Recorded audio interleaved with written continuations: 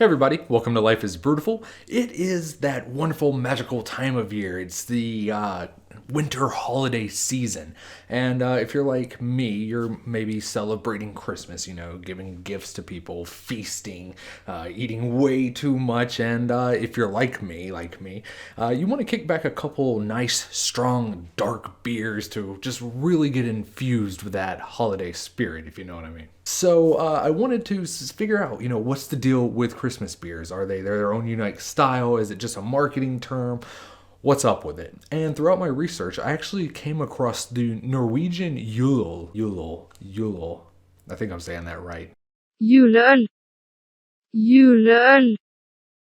JulØl. I'll just keep saying JulØl. Norwegian JulØl is actually the oldest of all the Christmas beer styles, like way old, possibly older than Christmas itself. So I knew that I had to do a deep dive on this. I knew I had to cover the history and what exactly JulØl is, because it's not as clear cut as you would think, especially when you're looking at it through the lens of being a Christmas beer. Thousands of years ago in Scandinavia, pre-Christian Scandinavia, and according to some researchers, before the actual Viking Age, every year, every winter during the winter solstice, they would brew an incredibly strong, dark beer infused with like herbs and all spices and all these different ingredients to really celebrate the holiday of Yule. Yule has meant several different things over the eras, but essentially it was a way for these pre-Christian Scandinavians to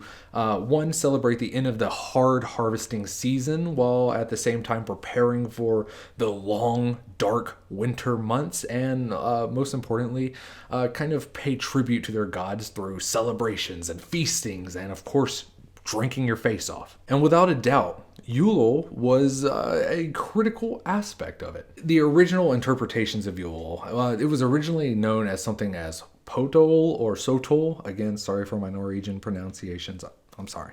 Which basically meant that it was a sweeter, simple, rustic beer, literally brewed and served out of pots. It was intended to be a bit stronger. It was intended to be a bit sweeter than their traditional offerings to really make it almost like a tribute to the gods, a tribute to the festives, tribute to the season, something to really end the year on a bang. What I did find interesting was I found a Swedish source talking about their Yule, and it said that they actually brewed Yule to be stronger and sweeter in order to counteract all the foods that were being served at their festivals, and because their foods were usually heavily smoked or heavily salted or incredibly fatty and lots of oils and stuff like that. They wanted something strong and something spicy to really cut through and accentuate the foods that they were eating at these festivals, which I found incredibly fascinating. I don't know how true that is, but still pretty cool, I think. Now, describing what exactly Yule is actually rather difficult. As I mentioned, it's incredibly old, and because it's so old, it's gone through a series of different variations and interpretations, and it's drastically changed throughout that time frame. Additionally, when you look at the greater Scandinavian region, that there's a lot of space, there's a lot of distance, and there's a lot of different cultures, even within like what we now consider like one country. There were, so many different cultures at different times, and all of them had their own interpretations of what Yule is. So in a way, it's very difficult to really pinpoint what its style guidelines are. In its original interpretation, it was probably using very rustic brewing techniques. It was probably lower ABV. The malts and the color of the beer were actually probably darker because of the poor kilning technology. So it was probably dark brown to black, maybe a little bit smoky because of the smoke kilns they use, but you would also get some sappy resinous flavors since most of the regions would use juniper in their brewing. So you'd get sappy resin bitter with that delightful fruitiness you get out of it.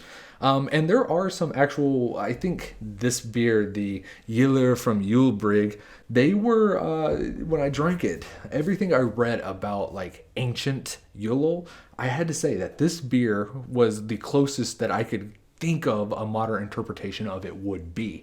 It had all those same characteristics that I was expecting out of it. Of course, the fermentation practices back then were also near impossible to control, so it was very likely to be just a spontaneously brewed beer. So all the different flavors and aspects that you could think of that would come from spontaneous fermentation were probably present as well. So a bit of a chaotic mix. And, we saw changes in JulØl over the years, taking on different interpretations, as I mentioned. But I think the biggest change came in the late 1800s, where we really saw kind of the modern interpretation of what JulØl is. And that's where Norwegian brewers really started heavily adopting Bavarian brewing techniques because of how successful Bavaria had become in their beer industry. So JulØl started to become a little bit more solidified as a dark brown lager. But with that being said, there's just absolutely no way to truly define what JulØl is because it's just such a wide landmass of, that all brew it and interpret it in their own unique ways. And especially nowadays, it's more of a capturing of the feeling. It's the essence of the Christmas holidays. That's why you'll see like Kvik Pale Ales, or you'll see heavily spiced porters, and they can be barrel-aged ales as opposed to dark brown lager. So, I mean, the range is massive.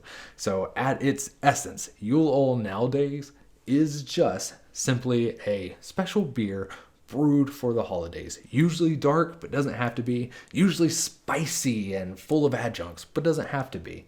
But the thing that it has to do is just be a special beer for a special time. Now, as I mentioned, JulØl was basically a staple of the holiday time frame. It was a staple of the tradition of the local people. And things kind of started shifting a little bit in the early first century, where Christianity really started to spread throughout Scandinavia. And there was actually a king known as Hakon the Good. And what he really wanted to do was bring Christianity to the pagan Scandinavians. He wanted to conform them and make them all good Christian men, but he was facing a lot of kickback on it. So he actually made it a law. He was like, we're going to start incorporating Scandinavian pagan belief systems into the Christian zeitgeist, and we're going to kind of fuse them together. That way it's a little bit more digestible, a little easier to chew on for the Scandinavians, who had such a long history of their own religions and traditions. And with that, we saw the revamping of Christmas. The tradition Scandinavian Yule log, that kind of turned into the Christmas tree. Odin and his wild hunt turned into, like, eventually Santa Claus and his reindeer. And the act of feasting and celebrating the gods turned more into a Christian Mass. Christmas.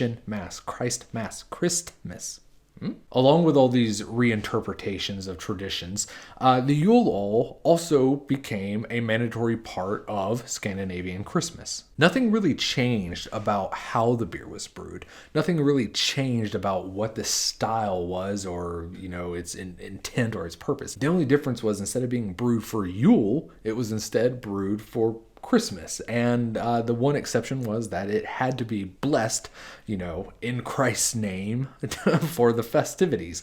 And this was such a critical part because, as I mentioned, JulØl was a critical part of Yule. So to really get everyone on board, they made it mandatory that every person who was capable of brewing JulØl had to brew JulØl, have it blessed, and then everyone would drink in sanctimony. And if you didn't brew your JulØl, there was heavy consequences. The first time you didn't brew your JulØl, you could be levied a fine. The second time, that fine would be steepened. And a third time, you could actually be excommunicated. You could lose your farm. You could lose your property. You could lose everything and forced to be out of the Hakon, domain. You had to brew your beer or you had to go. And if you think about this time period and you think about what that means, losing your farm, losing your finances, losing your way of life, it was basically over for you and your family. Everything would be taken from you. That was some serious consequences, and it really forced people to buckle down or accept some new convictions. So as I mentioned, in the 1800s, things drastically changed for Yule. Bavarian techniques really took over Scandinavian brewing industry. They started focusing more on lagers. The Yule was no longer a spontaneously fermented beer. It was a lager now. And we started seeing the introduction of lighter kilned malts that were using induction heated kilns. So no longer were they smoky and rustic. And we saw the huge introduction of hops. So your more Grutish style ingredients were kind of tossed to the wayside. No more juniper. Yule took on a whole new interpretation. It was now a near clone of like a Munich Dunkel. In fact, in some of these beers, you'll actually see on the side of them that it's brewed in the tradition of Bavaria, in Bayer. However, many things did remain the same.